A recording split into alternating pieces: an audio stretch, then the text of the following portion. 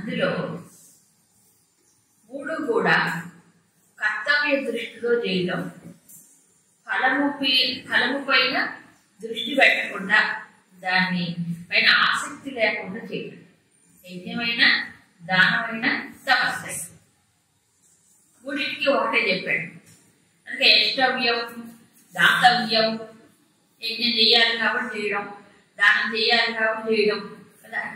తపస్సుతో జీవించడం అనేటువంటిది అవసరం. కొంతైనా కంట్రోల్ లేకుండా మనసులు ఇంద్రియాలని తప్పింపజేయకుండా స్వేచ్ఛాచారిగా ఉండటం మానవ జీవితం యొక్క లక్ష్యం కాదు. మానవుడిగా బ్రతకాలంటే కొంతైనా ఉండాలి, ఇంద్రియాల మనసుని నిగ్రహించాలి, వాటిని ఒక లక్ష్యం వైపు మళ్లించాలి చెప్పాడు. ఇక రాజసికం, తామసికంలో అది యజ్ఞం, దానం, తపస్సు ఏదైనా సరే దానికి లక్ష్యం బయట ఉంటుంది.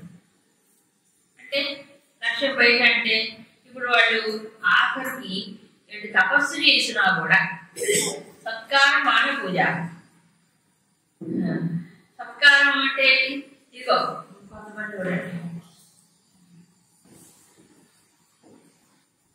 దీనికి కూడా అడ్వర్టైజ్మెంట్, పబ్లిసిటీ ఇచ్చుకుంటారు.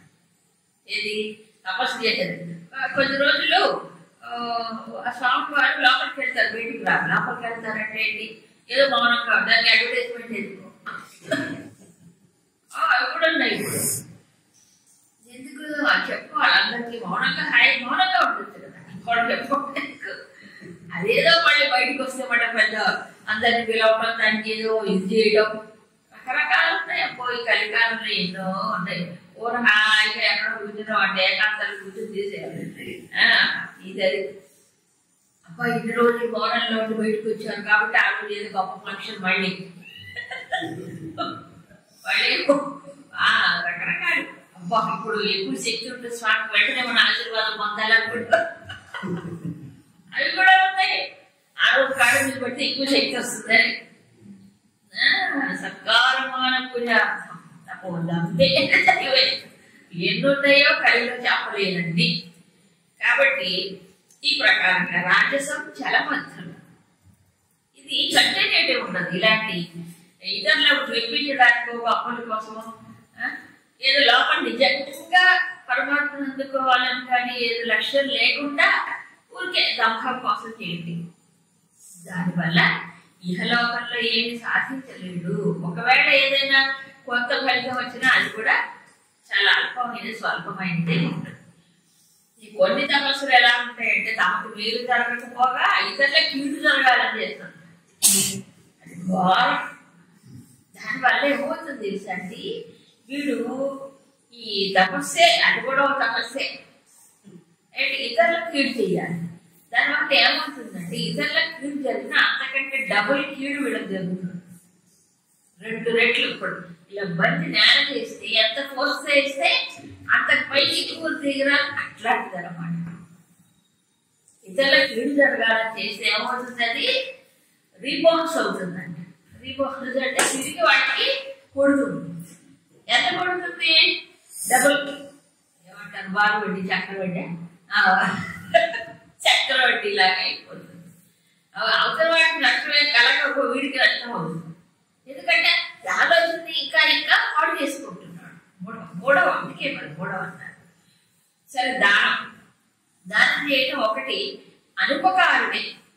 అనుపకారం ఏంటంటే ఇతరులకి మళ్ళీ తిరిగి ఉపకారం చేసే శక్తి సామర్థ్యం లేకపోయినా వాళ్ళకి అవసరం ఉంది కదా, అంటే వాళ్ళకే అవసరానికి వచ్చినప్పుడు వాళ్ళు మనకి ఏం చేస్తారు, చేయలేరు కదా. కాబట్టి అనుపకారిని. తర్వాత దేశకాల పాత్ర, ఇది కూడా చాలా శాస్త్రాల్లో అనేకమైనటువంటి ప్రస్తావనలు ఉన్నాయి. వీటిలో పురాణాలలోనూ ఇతిహాసాల్లో దేశకాల పాత్రను వెలికి చేసిన సద్వినియోగం ఉంటుంది. అంటే మరీ ఇదేంటి ఘోరమైన పాప కర్మలు చేసే ప్రాంతాల్లో చేయకూడదు. ఇప్పుడు కలుపాకు ఉంది, ఇలా యూద గృహాలు ఉన్నాయి, ఇంకేదో అట్లాంటివి ఉంటాయి కదా, వ్యసన లోలురు, అలాంటివి ఆ ప్రదేశాల్లో చేయకూడదు. ఎందుకంటే అక్కడ చుట్టుపక్కల వాతావరణం అంతా అలాంటిదే. సో వాళ్ళకి ఏదన్నా అలాంటి వాళ్ళకి చేసినా ఆ ప్రదేశంలో చేసినా సద్వినియోగం అవ్వదు.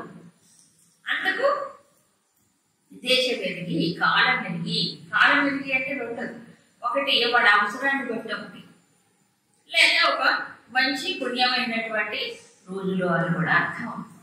ఇది జాగ్రత్త కాదు. ఇదిగో ఒకడు వచ్చాడు, వాడికి ఏదో హాస్పిటల్లో జాయిన్ అవ్వాలి వెంటనే, ఇప్పుడు కాకుండా ఏకాదశి రోజు ఇస్తా అంటే వాడు చచ్చుకుంటాడు అక్కడ. జాగ్రత్త కాదు. ఇక్కడ దేశకాలం అంటే అవసరాన్ని బట్టి కూడా ఒకటి. అలా కాకుండా ఇప్పుడు విశిష్టులకు చేసే దానాలు ఉంటాయి పూజకి, అట్లాంటప్పుడు ఈ దేశకాల పాత్రం లేదని చెయ్యదు. పలానా ప్రదేశంలో అంటే వాతావరణం అంతా శుద్ధమై ఉండాలి. ఇది ఆ ప్రదేశంలో అప్పుడు వీళ్ళకి కూడా ఏమవుతుందంటే ఎక్స్పెరిమెంట్ చేస్తాం. అలా చేసేటప్పుడు కూడా ఎవరికి చేస్తున్నాము, అది కూడా సమర్పణ భావంతో చేయాలి, మన అహంకార భావంతో కాకుండా. ఇలా అనేక ఉన్నాయి వీటిల్లో దానాన్ని గురించి. ఇక రాజసికం ప్రత్యుపకారార్థం చెప్పాను కదా, లాభం. ఇప్పుడు మళ్ళీ మనకి ఏదైనా ఏం చేస్తాడు అనుకుంటే చేయడం, ఫలం తీసే ఇతరులు ఏం చేయకపోయినా ఇలా చేస్తే నాకు ఏదో ఫలితం వస్తుంది భవిష్యత్తులో అని చెప్తాయి కదా, వాటి కోసం చేయడం. తర్వాత చేసింది ఏదో కాస్త గౌరవంగా చేయకుండా, ఇష్టం లేకుండా చేయడం. తామసిక తపస్సు అంత ఆపోజిట్. అదేశకాలే పాత్ర, ఎక్కడ ఇవ్వకూడదో, ఎవరికి ఇవ్వకూడదో, ఏ కాలంలో ఇవ్వకూడదో అవన్నీ ఆ సమయంలో అలా. ఇప్పుడు యజ్ఞాలు జరుగుతాయి, అక్కడ దానాలు, శుభకార్యాలు దానం చేయాలి, అవునా? ఆ సమయం చూసుకోండి. నాకు ఎప్పుడు పడితే అప్పుడు కొంతమంది దానాలు ఇస్తున్నారు. ఏంటంటే మేము ఫలానా కార్యక్రమానికి ఫలానా టైంలోనే ఇస్తాం, అప్పుడు చేస్తేనే మీరు మేము ఇస్తాం, లేకపోతే ఇవ్వం. మాకు అప్పుడు అవసరం లేదంటే ఇంకో టైంలో ఇంకో కార్యక్రమం అంటే అప్పుడు మేము ఇప్పుడే వాళ్ళు ఫిక్స్ చేసి ఆ టైంలోనే ఇవ్వాలి. మాకు అప్పుడు అవసరం లేదు, ఇది ఎక్స్ట్రా వర్క్, అవునా కదా, ఎక్స్ట్రా వర్క్. అలా కాకుండా ఒక సత్కార్యం జరిగినప్పుడు దానికి కోఆపరేట్ చేయాలి. అంతే తప్ప అన్నింటి కండిషన్స్ బట్టి ఇలా ఇది ఇస్తాం అలా ఇది ఇస్తాం ఎందుకంటే ఇబ్బంది పెట్టడం అయిపోతుంది. అలా రకరకాలు ఉంటాయి దానాల్లో కూడా. అసత్కృత విజ్ఞానం, మీరు ఇచ్చినప్పుడు మీరు చెప్పినప్పుడు మీరు చేయాలి, అది చేయకపోతే అలాగా జబాయించాలి, రకరకాలు ఉంటారు. కాబట్టి అసత్కృత విజ్ఞానం అలా బండగా పుండిగా గౌరవం లేకుండా చేసిన దానాల వల్ల ఏ ప్రయోజనం ఉండదు. అది కూడా ఇక సో ఇదంతా ఒక ఎత్తు. సాత్విక రాజసిక తామసికమైనటువంటి యజ్ఞదాన తపస్సులు ఆహారం గురించి చెప్పారు. ఇక మరొక ముఖ్యమైన విషయం ఏమిటి అంటే అసలు ఇవన్నీ ఎందుకు చేయాలి ఈ యజ్ఞదాన తపస్సులు? తర్వాత అధ్యాయంలో భావన అని మనీషిణ అంటారు. అంటే మనుషులు కాదు, మనీషిణ అనే వాటిని మాట్లాడారు. మనీషులు అంటే ఎవరండి? ఆలోచించి చేసి మంచి ఆలోచన, సూక్ష్మమైన ఆలోచన కలిగింది అంటే సాత్వికం, అవునా? ఇవి చేస్తున్న కొద్ది ఏమవుతుందంటే మనిషికి లోపల అంతఃకరణ శుద్ధి జరుగుతుంది. అందుకు ఇవన్నీ చెప్పారు. సరే, బాగుంది. అయితే అభ్యాసంలో ఉన్నవాడు ఇంకా ఏమీ పరిపూర్ణత రాలేదు, ఇంకా ఊరికే చేస్తూ ఉన్నాడు మంచి పనులు. ఆ చేసేటప్పుడు ఒక్కొక్కసారి భావలోపం రావచ్చు, భావశుద్ధి కలగవచ్చు, ఒక్కోసారి ఏమో ప్రత్యుపకారం కోసం ఆశించవచ్చు. రకరకాలు ఉంటాయి కదా, మానసికమైన దోషాలు లోపములు ఉంటాయి కదా చేసేదో. అలా ఉంటే మరి అప్పుడు చేసిన దాని యొక్క ప్రయోజనం వాళ్ళకు ఉండదు కదా. అలాంటప్పుడు ఏం చేయాలి? ఆఫ్టర్ ఆల్ హ్యూమన్ బీయింగ్, మనుషులు కదా, ఎంత మంచి ఉద్దేశంతో మొదలుపెట్టిన మధ్యలో మనసు ఏమైనా కాస్త దోషంతో తప్పుదోవలో పోయి ఉండొచ్చేమో. ఇలాంటప్పుడు మరి వాటికి ప్రాయశ్చిత్తాలు లేవా? పూర్వకాలం ప్రాయశ్చిత్తం అని అంటే ఎందుకు ఇప్పుడు యజ్ఞాల్లో కూడా లాస్ట్ ప్రాయశ్చిత్తం అని చేస్తారు.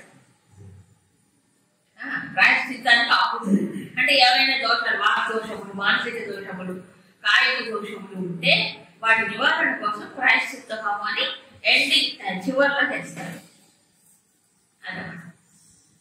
ఇక్కడ ఏమిటంటే ఇంకొక సూక్ష్మమైన విధానం చెప్పేది.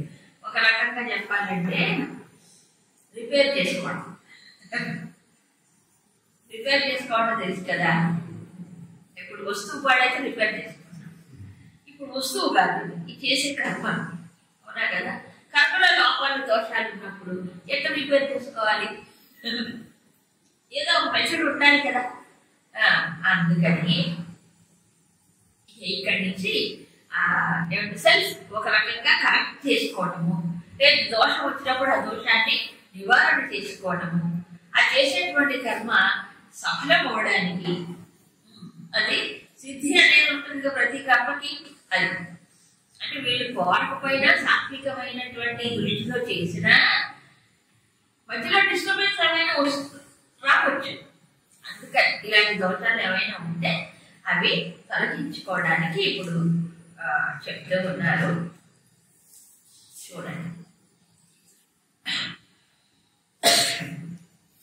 ఓం తత్సదితి నిర్దేశః. ఓం తత్సదితి నిర్దేశః. బ్రహ్మణస్త్రివిధః స్మృతః. బ్రహ్మణస్త్రివిధః స్మృతః. బ్రాహ్మణాస్తేన వేదాశ్చ. బ్రాహ్మణాస్తేన వేదాశ్చ. యజ్ఞాశ్చ విహితాః పురా. యజ్ఞాశ్చ విహితాః పురా. తస్మాదో విద్యుదాహృత్య. తస్మాదో విద్యుదాహృత్య. యజ్ఞదాన తపః క్రియా. యజ్ఞదాన తపః క్రియా.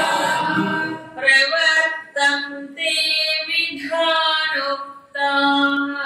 ప్రవర్తంతే విధానోక్తాః. సతతం బ్రహ్మవాదినాః. సతతం బ్రహ్మవాదినాః. ఓం తత్ సత్ ఇది బ్రహ్మణః త్రివిధః నిర్దేశః స్మృతః. బ్రహ్మము అంటే పరబ్రహ్మమునకు 3 రకాలైనటువంటి నిర్దేశములు, అంటే 3 రకాలుగా నిర్దేశపడటానికి పిలువబడతాయి అని ఎవరు చెప్పారు? శాస్త్రాలు చెప్పాయి. శాస్త్రాల్లో ఈ ప్రకారంగా చెప్పబడింది. ఏమని? పరబ్రహ్మమును ఏ పేరు పెట్టి పిలవాలి?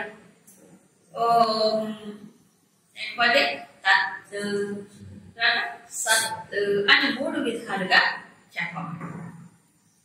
తేన అంటే ఈ వీరితోనే బ్రాహ్మణాః చ వేదాః చ యజ్ఞాః పురా విహితాః.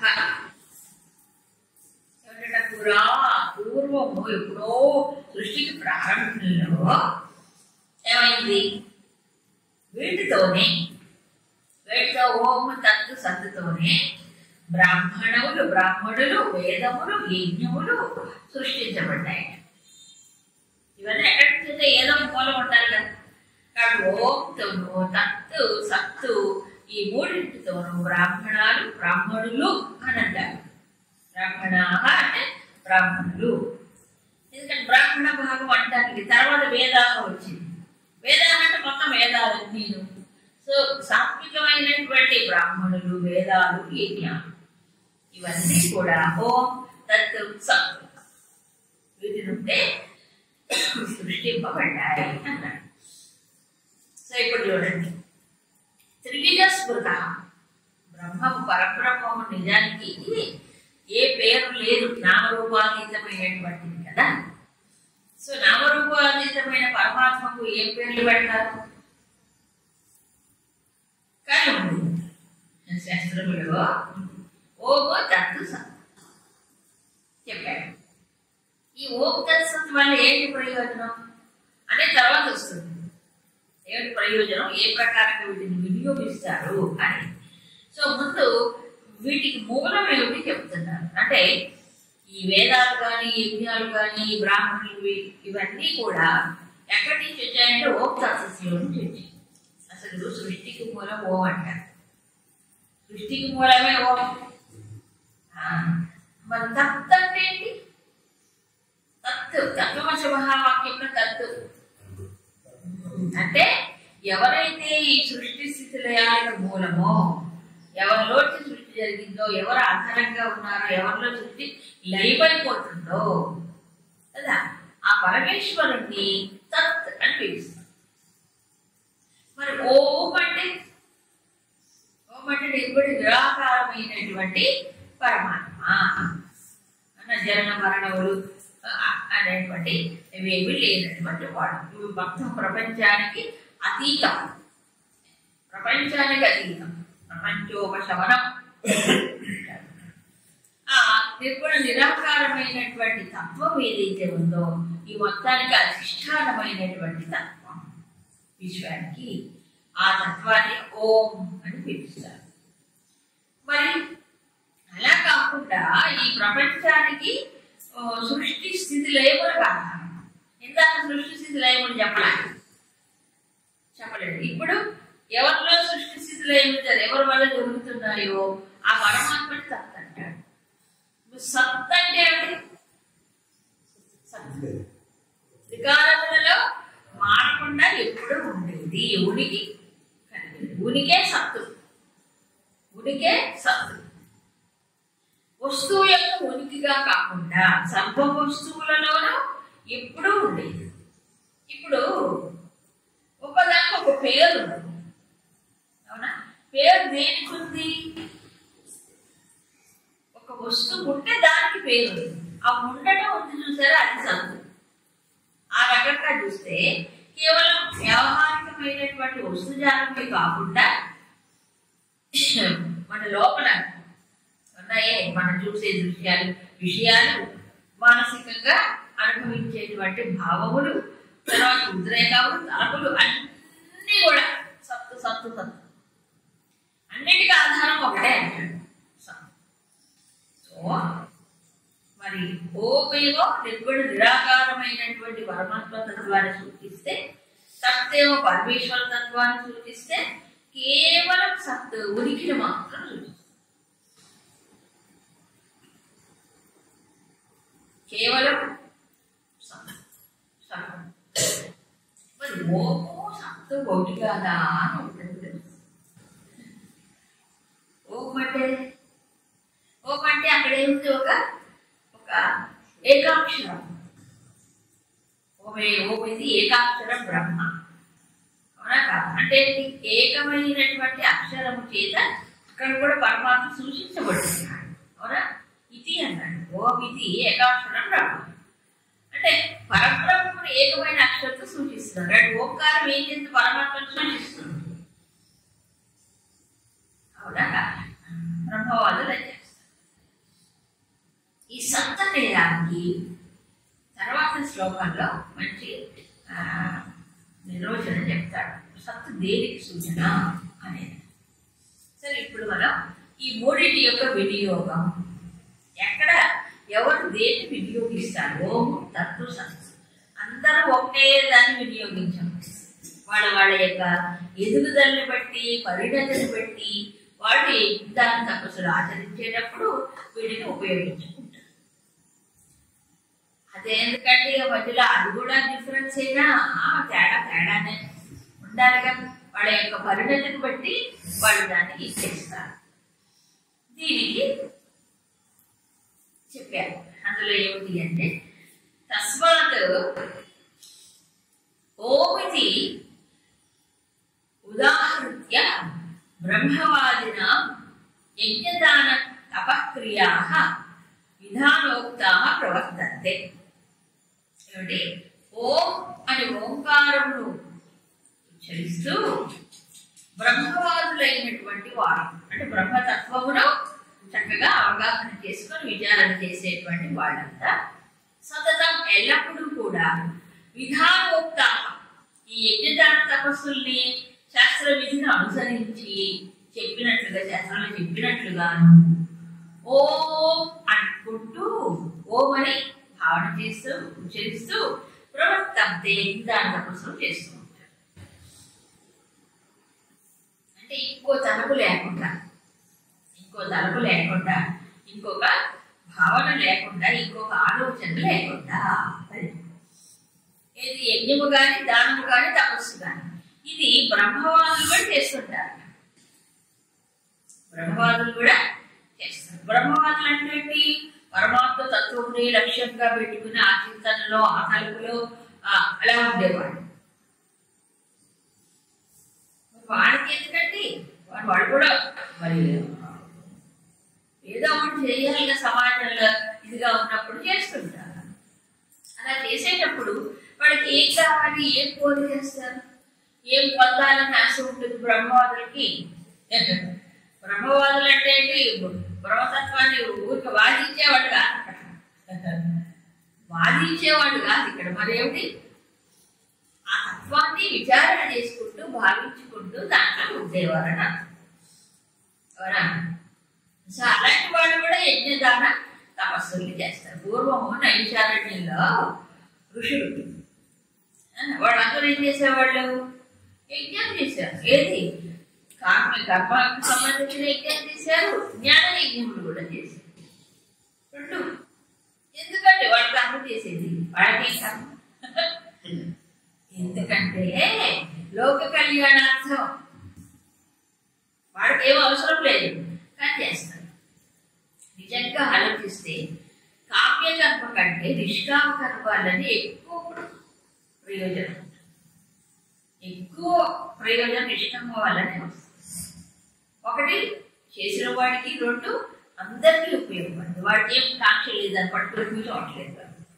అందుకు సమష్టి కోసం చేసేది ఎప్పుడూ కూడా ఏమవుతుంది, ఈ రకంగానే చేస్తారు. వాళ్ళు దానివల్ల ఏమి కోరుకోకుండానే చేస్తారు. కాబట్టి ఏమి కోరుకోలేదు, ఏమి ఆశించట్లేదు. మరి దేనికోసం కేవలం పరమాత్మ తలుచుకుంటూ చేస్తారు, ఆ స్మృతిలో, ఆ స్మరణలోనే. అందుకే ఇది ఒక టెక్నిక్. ఏమిటి, మాటికి మనిషికి ఈ యజ్ఞదాన తపస్సులు చేసేటప్పుడు దృష్టి పరిమితమైన ఉపాధుల్లోకి ఇరుక్కుపోకుండా, లేదా ఏదో మానవ దాగినటువంటి వాసన ఏదైనా వాడి బయటకు వచ్చి అది డిస్టర్బ్ చేయకుండా, అవునా కదా, అది మళ్ళీ కష్టపెట్టకుండా ఇవన్నీ శుద్ధం అవ్వాలి అంటే అహం అనేది తగ్గిపోవాలి. ఏ సంస్కారం యొక్క అదేంటి డిస్టర్బెన్స్ ఉండకుండా ఉపాధుల యొక్క తాదాత్మ్యాన్ని బయటపడాలి. అవునా, సరే ఏం దృష్టిలో చెయ్యాలి అని అంటే దానికి ఒక్కటే మార్గం. ఏదది, ఓం.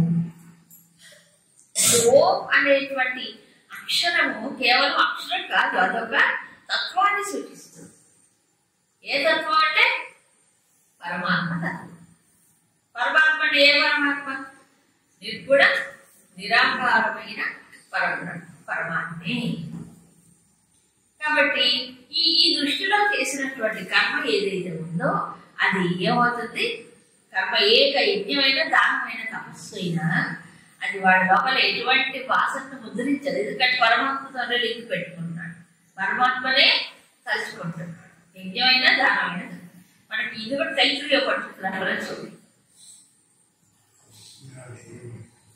తైత్రీయోపనిషత్తులో ఒక అనువాదమే ఉంది. దాంట్లో యజ్ఞం జరిగేటువంటి ఒక ప్రదేశము, ఒక దృశ్యం అక్కడ కనిపిస్తుంది. ఓం శోభిస్రాణి ఓమిత్వద్ధర్యు ప్రతిగరం ప్రతిగణాది చెప్తాడు. ఒక అధ్వర్యుడు హోత, తర్వాత ఇలా 4 రకాలు. యజుర్వేద పండితుడు, ఉద్గాత, సామవేద పురోహితుడు, ఋగ్వేద పురోహితుడు, 4 రకాల పురోహితులు ఉండేవాళ్ళు పూర్వం ఒక యజ్ఞం చేసేటప్పుడు. ఒక్కొక్క వేదాన్ని అధ్యయనం చేసినవాడు. వాళ్ళకి ఒక్కొక్క డ్యూటీ ఉంటుంది. సామవేదం చదివిన వాడు సామగానం చేయాలి, యజుర్వేదం చదివిన వాళ్ళు బాగుపడడానికి కావాల్సినటువంటి అన్ని వాళ్ళు సిద్ధం చేస్తారు. ఋగ్వేద పురోహితుడు ఆహుతి సమర్పిస్తాడు. అధర్వాణ వేద పురోహితుడు నిశ్శబ్దంగా మౌనంగా ఉంటాడు. అదొక నిష్ఠ. ఇలా చేస్తారు. ఈ యజ్ఞ దృశ్యంలో తైత్రయంలో ఇస్తాడు. అందులో ఇప్పుడు మౌనంగా ఉండవలసిన అంటే బ్రహ్మ ఉన్నాడే, ఆ బ్రహ్మ ఏం మాట్లాడకూడదు, మాట్లాడకూడదు, అన్ని పర్యవేక్షణ చేయాలి. మరి ఎలా? అందుకు మరి ఏదైనా అక్కడ ఇండికేట్ చేయాలంటే ఏమంటాట, ఏది కట్ చేస్తాం అంటాడు, ఓం అంటాడు. వాళ్ళు ఎవరు చూసి ఓం అంటాడు. అంటే ఏంటి, నీకు ఉంది సరి చేసుకోనా, వేరే వాటి మాట్లాడకూడదు. అలాగే సామవేదం సామగానం చెయ్యాలి. ఆ సామవులు గానం చేసేటప్పుడు కూడా వాళ్ళు ముందు ఓం అనే ప్రారంభం చేస్తారు. తర్వాత యజుర్వేద పురోహితులు ఇవన్నీ అరేంజ్మెంట్స్ అన్ని చేసుకోవాలి. కావాల్సిన ఏర్పాట్లు అన్ని చేసేటప్పుడు కూడా ప్రారంభంలో ఓం అనే. అలాగే స్వాహాకారాలు ఇచ్చేటప్పుడు ఋగ్వేద పురోహితులు ఏం చేయాలి, ఓంతోనే చేయాలి. సో యజ్ఞ కర్మలో ప్రతి అంగం కూడా ప్రతిది కూడా ఓంతోనే ప్రారంభం అవుతుంది. ఓం ప్రథమం అంటారు. అందుకేనండి అన్నిటికీ ప్రథమం ఓం. ఏదైనా ఓమే, అది లౌకిక కర్మ కావచ్చు, వైదిక కర్మ కావచ్చు, దానం కావచ్చు, తపస్సు కావచ్చు. తపస్సు కూడా మన గురుదేవులు అయితే ఓంకారం ఎంతో చేసేవారు. ఓంకార సూనమకరంత రసం పిబంతము అంటారు. సరే, అది ఎంత బాగుందో. ఓంకారం అనేది ఒక పుష్పం అయితే కదా, ఓంకార సూన మకరంతం. ఆ ఓంకారం అనే పుష్పములో మకరంతాన్ని ఆస్వాదించిన వారు. మకరంతం పిబంతం ఎవరు? స్వామిజీ గురించి చిన్మయాష్టకంలో రాస్తారు. అలా ఓంకారాన్ని ఎంతో ఉచ్చరించి ఆ మాండవ్యోపనిషత్తులో ఓంకార తత్వం ఏ సూచించబడిందో దాన్ని ధ్యానం చేసి ఆయన అందుకుంటారు. అందుకని బ్రహ్మవతులైనటువంటి వారు తపస్సు చేసిన ఓమే, దానం చేసిన ఓమే, యజ్ఞం చేసిన ఓం. ఇంకోటి ఏముండదు, కోరుకోనేది ఏం లేదు కదా. బ్రహ్మవాదులు ఏం కావాలి చెప్పండి. అందుకే ఓం తప్ప ఇంకో స్మరణ ఉండదు, ఇంకొక దృష్టి ఉండదు. అప్పుడు ఏమవుతుంది దానివల్ల? ఈ కర్మ ఫలితం అంటది, కర్మ ఫలితమే అంటది. ఆ కర్మ సంస్కారమేమి మిగలదు. ఖాళీ కావాలి కదా, మరి అంత ఖాళీ చేసుకోవడం కదా ముఖ్య ఉద్దేశం. మళ్ళీ ఏదైనా పట్టుకుంది అనుకోండి, మళ్ళీ వెనక్కి లాగుతుంది. అందుకని బ్రహ్మవాదులు ఎప్పుడూ కూడా ఏది చేసినా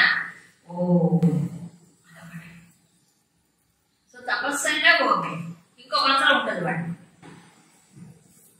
ఇంకో మంత్రం ఉంటుంది. ఎందుకంటే హైయెస్ట్ ఓంకారం లేదు, శివాచక ప్రణవ అంటారు పద్ధతి.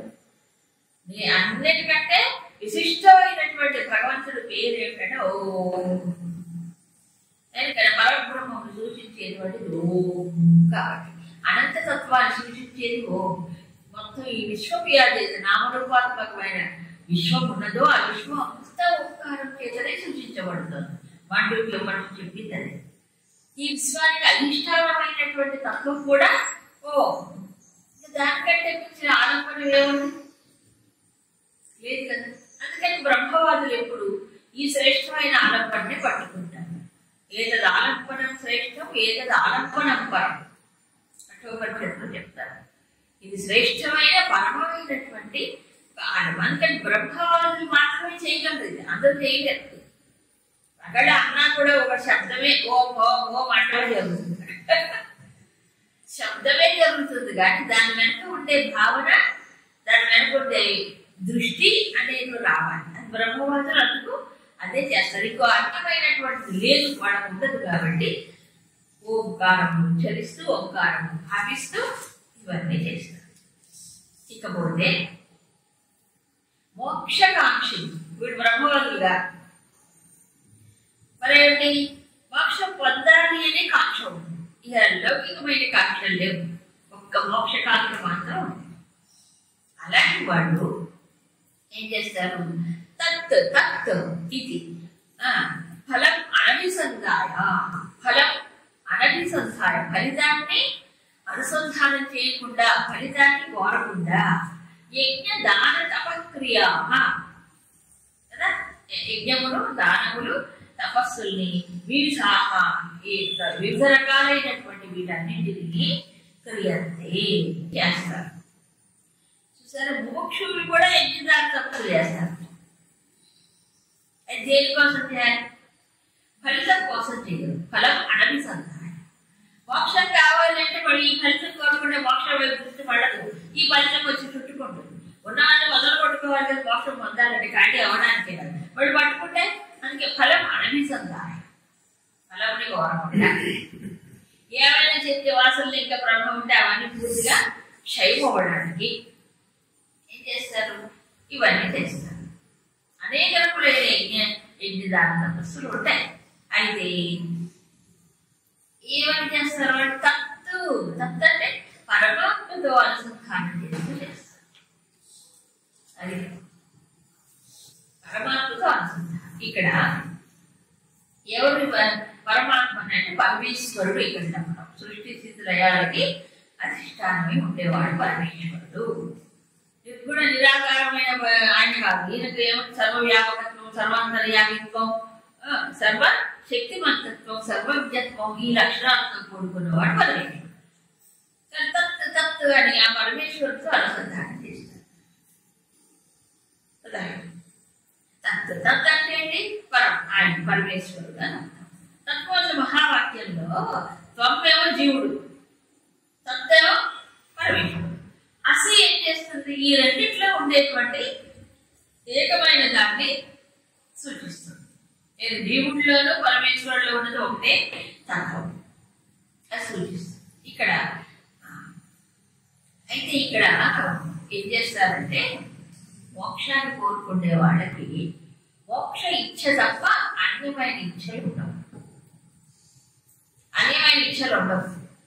ఇంకా తాను ఈ ఉపాధిలో నుంచి దీంట్లోంచి బయటపడాలి. ఇంకా పడాలంటే ఏం చేయాలి? ఈ చిన్న ఉపాధిలోంచి బయటపడాలంటే సమిష్టిలో ఎవరైతే ఉన్నారో సమిష్టి అయినటువంటి పరమేశ్వరుని అనుసంధానం చేయాలి. ఈ ఉపాధి సాధారణం పోతే ఉండేది పరబ్రహ్మ.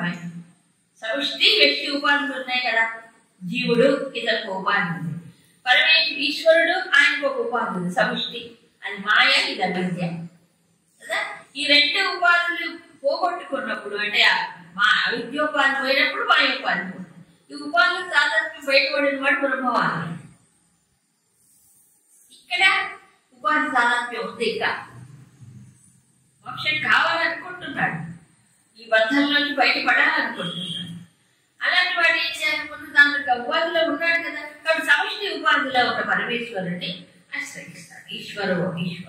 ఈశ్వరుడు మాయోపాధి కలిగిన మాయను ఉపాధిగా కలిగి ఆ మాయా శక్తి చేత సృష్టి స్థితి లయములు చేసేటువంటి వాడు.